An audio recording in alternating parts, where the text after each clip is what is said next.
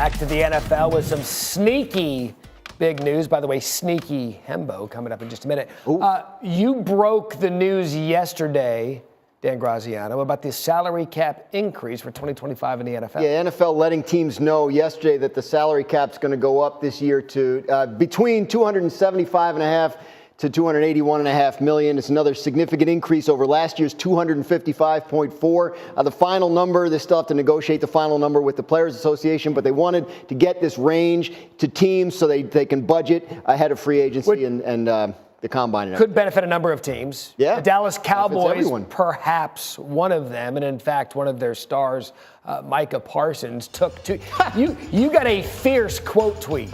I mean, that's when you know you're making news, when you get a quote tweet with the LFG. Yeah, Micah's fired up. I can't imagine if you're a player in the NFL in this market why you wouldn't be with the cap going up like this every year. So the Cowboys look. Dominique did that, by the way. That's his handiwork, the cap going up like this. Really? Dominique did that. Congratulations. Let me get Dominique. a piece.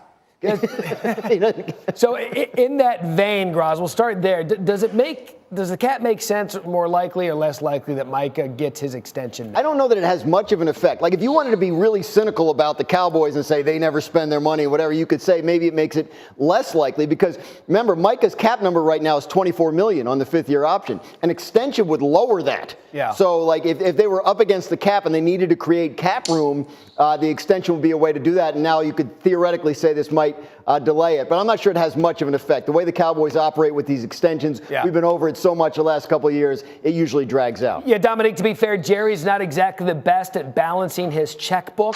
Now he's going to have more money in that account to spend. What do you think we'll learn about Jerry this offseason?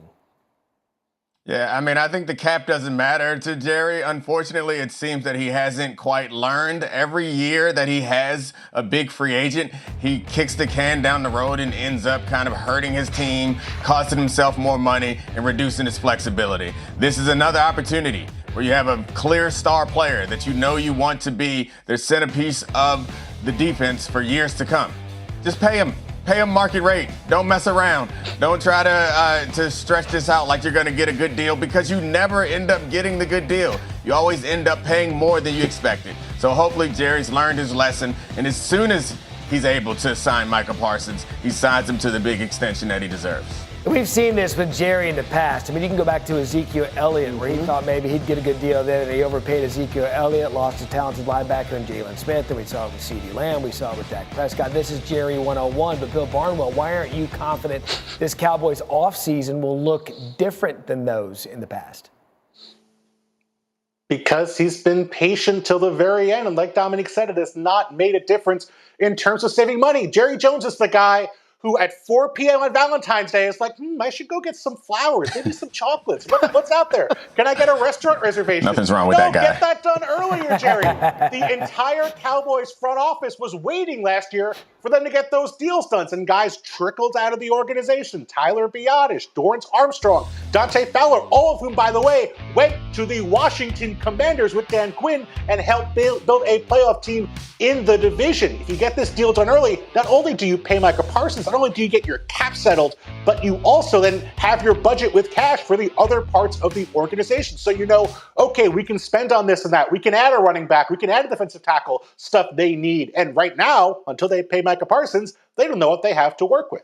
Yes, and Dominic, infamously now last year when Jerry said, we're all in. We're going to be all in. And they couldn't have been further from all in. They were all out for pretty much most of the season. How much now with the cap, with Micah Parsons hanging out there, with the upcoming draft and a pretty healthy draft pick, how much of it is on Jerry now, given what the Eagles and Commanders have done to get this thing right and get it right quick? Yeah, I mean, it's all on Jerry. And it's not just that the Eagles and Commanders seem to have both gotten better from last year and the Cowboys have gotten worse. It's also the decision that he made with the coaching situation where he kind of, again, tried to slow play it and thought that patience was his friend and ended up with a situation where he couldn't retain the coach that he had. He couldn't really be aggressive in the high profile coaches out there. And now the reason why their season came up short last year, most of us point to the roster that he constructed. And now not only is the roster on him, the coaching staff is on him. And if things come up short, I think it all is going to fall on his lap once again. Graz, we were going over the past drafts for the Dallas Cowboys. We found a little sweet spot there. Yeah. For about 3-4 years in a row, they did a remarkable job drafting, building up front, giving this team what they needed to succeed. But that's kind of gone away between that and some of the money mismanagement. Yeah, they've had a last couple of draft classes haven't been as productive as they were back. You're talking about 11 and 13 and 14 when they drafted offensive linemen in the first round, built out that roster. Yeah, they have to draft well. Obviously, they've had some misses. They have to build up both lines. I think the offensive line, you have to make sure and take care of that as it gets older. And the defensive line, you want to be a little more disruptive up front. But, yeah, I mean, look, the cap stuff, they'll fix that. The Dak Prescott and CeeDee Lamb restructures will clear like $50+ million in cap space. So they're not as up against the cap as it looks. You know what you can't fix, though? The mentality of Dominique Foxworth that you can go get chocolates, flowers, and a dinner reservation. We're not going to talk about what's at going on 5 p.m. on Valentine's Day. We're not going to talk about the background today for Dominique.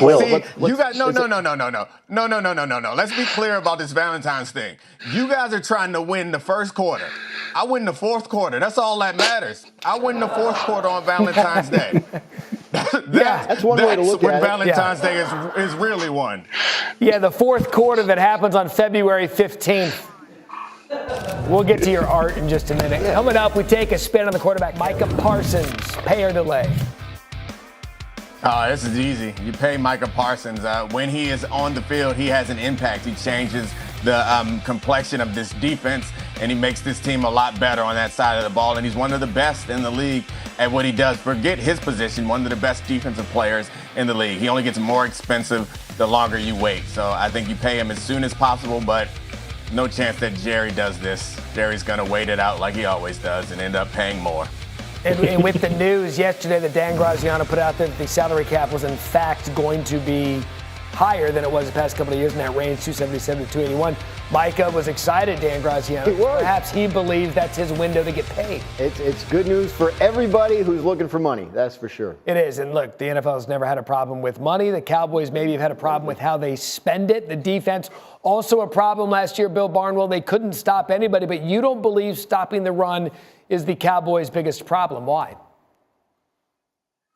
Their biggest problem is in the red zone, and it might be running the football as opposed to stopping the run. They have been one of the worst red zone offenses in football, especially running in short yardage near the goal line each of the last 2 seasons. And that has been something that's held them back. It's prevented them from winning games. The run defense is a weakness. They are also really bad against the run in the red zone as well. But if they can get the run offense going, that to me is a way for them to sort of maneuver, to win more games by scoring more points as opposed to holding up more in the red zone. They have to protect the football, of course, have to keep Dak healthy, keep Parsons healthy, something that wasn't the case in 2024, but that rushing attack might be a way for the Cowboys to get their offense going. You know, Nick, I'm old enough to remember when the Cowboys defense was pretty good with Dan Quinn as their defensive coordinator, and the thing just fell off the rails the past couple of years. What do you think should be the biggest priority for the Cowboys defensively?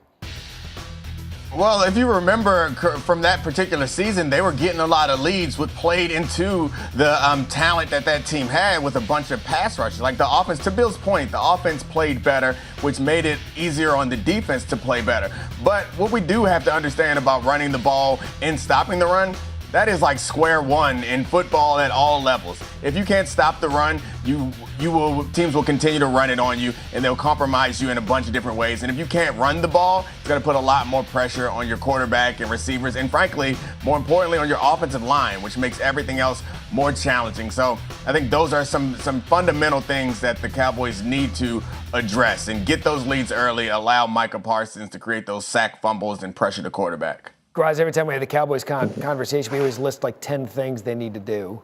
Pass rush, offensive line, running back. So of the lot, which is the biggest priority?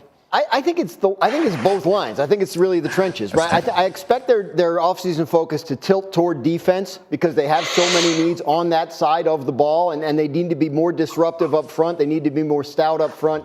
But I think it would be a disservice to them to ignore the offensive line. We talked about how they used to draft it in the first round every year. They've gotten away from that a little bit. I think they need to refocus. And with all due respect to the Dallas Cowboys and their fans, America's team, the real America's team, well, they're playing Canada tonight.